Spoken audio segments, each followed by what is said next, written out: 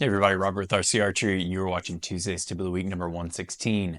In this week's video, I'm going to give you a way to help you if you are having shaky pin float or erratic pin float. So maybe you're holding on target and the pin's just kind of shaky and bouncing around and doing all kinds of movement, or you're even seeing that paired with some wide movements of the pin going in some random direction. So in the members video this week, we will have a live video. I'm going to go a little bit more in depth on this as far as it relates to your elbow height, leverage over the bow, and relaxing this rear shoulder. So getting it put back into place. So it'll just give you a little bit more content. If you're not a member of this channel and you would like to, or like to at least see what that entails, down below in the description of this video is a link for you to be able to look at, and it will give you the two different platforms, access to coaching for me on one of them, or just the video access on the other, and their pricings for those. But with all that being said, guys, let's get right into the video. All right, to start out with, I want to show you what shaky and erratic pin float looks like so you can diagnose maybe if this is happening to you.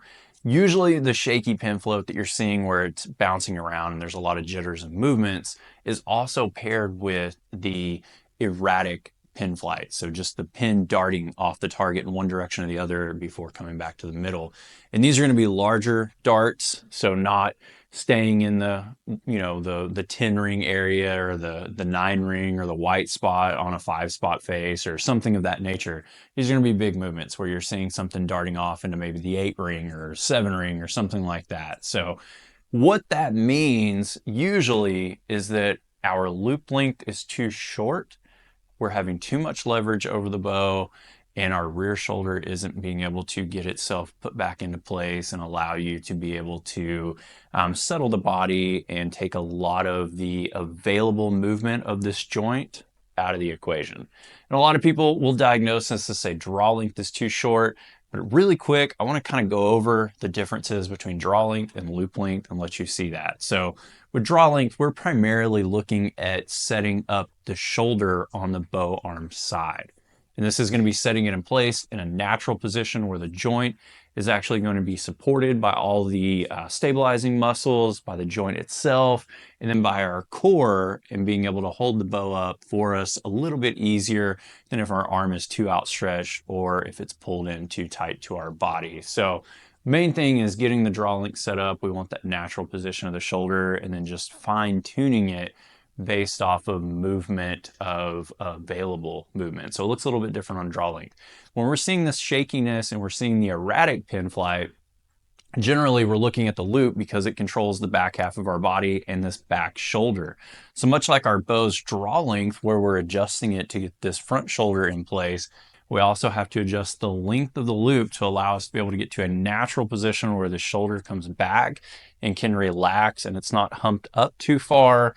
And it's not with, like, if you were to look at it from behind, you're not looking at it being pulled in, you're actually letting it get back into place. So that's the big thing that I see with a lot of people when it comes to this. So when it comes to loop length, the main issue that I always see for the majority of especially newer archers is the loop is usually too short for them. A lot of the times, for whatever reasons, when you go to a pro shop and get a bow set up for you, or they tie on a new loop, they like to tie them somewhere around a 1/2 inch in length, meaning from this back of the string going up to the loop on the inside where it hooks up. That distance is usually about a 1/2 inch. Now, if you're a wrist strap shooter, that's not necessarily a bad thing. Usually with a wrist strap shooter, I notice that they need a little bit shorter D-loop. But if you're the majority of us using a handheld release of some form, that 1/2 inch is really, really short for you.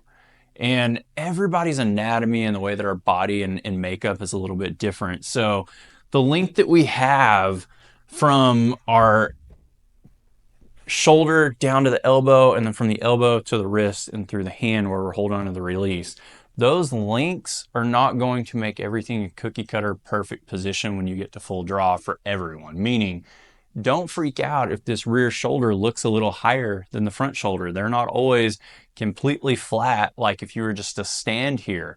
This length geometry of whatever it may be, you may be where the shoulder's a little bit naturally higher no matter where your hand is on your face, just because that's how you're built. The same thing goes with bends in the wrist. I notice that some people have more of a bend in their wrist here or less. Now, that's also can be a form flaw and an issue for you. I try to get everybody to start out with that straighter wrist because I think that that leads to a little better consistency for the majority of people. But keep in mind that our links are different, so not everybody is going to fit into that category. All right, so the last things that I want to talk about really quick are what I see with common links for the loop that works for a lot of people, and then just some kind of final steps after you've started to adjust your loop length and what you're doing with your bow here. Now, for a lot of people using handheld releases, they're falling somewhere in the 3/4 to a 7/8 range is what I'm seeing with them on the length of that loop.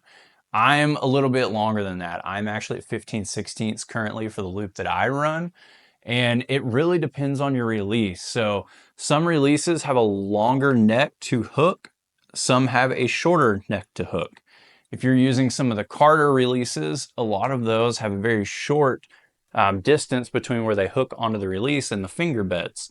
So keep that in mind. You'll need a longer loop than that for that release versus like an UltraView release where the neck on those is longer than the majority of any releases on the market. You'll need a little shorter loop for those. So keep that in mind whenever you're working with this and testing out lengths and going through it.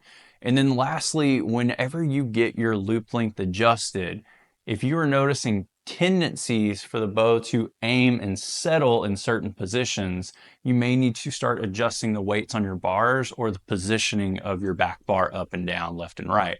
And that's because you may have gone to an extreme and changed your loop length from very short to the right length, or you may have just kind of micro adjusted it or whatever you're doing. But when you start changing that loop length, you're changing the leverage you have over the bow, and then that's going to change the characteristics for what you're noticing on your aim. So keep that in mind when you're coaching yourself and looking through this and looking at links and verifying that float down range as well. If you would like more detailed explanation on this, or if you would like for me to work with you in a coaching standpoint to help guide you through this with a computer program and the drills that I have that step by step go through this process, reach out, let me know. My email is down below in the description. I'm happy to work with you and give you a better idea of what you're looking at and help guide you through the links and make the process a lot simpler for you as well. Thank you for watching this video today. Keep an eye out for that members video. Comment down below if you're still watching to this point, Archery Vision. It's awesome to get to see who is still watching towards the end of the video there. Make sure to like and subscribe to the channel, like the videos, all of that in the comments help the algorithm on this channel be able to push the videos out and get to more people. So thank you again for watching, guys. I'll see you soon.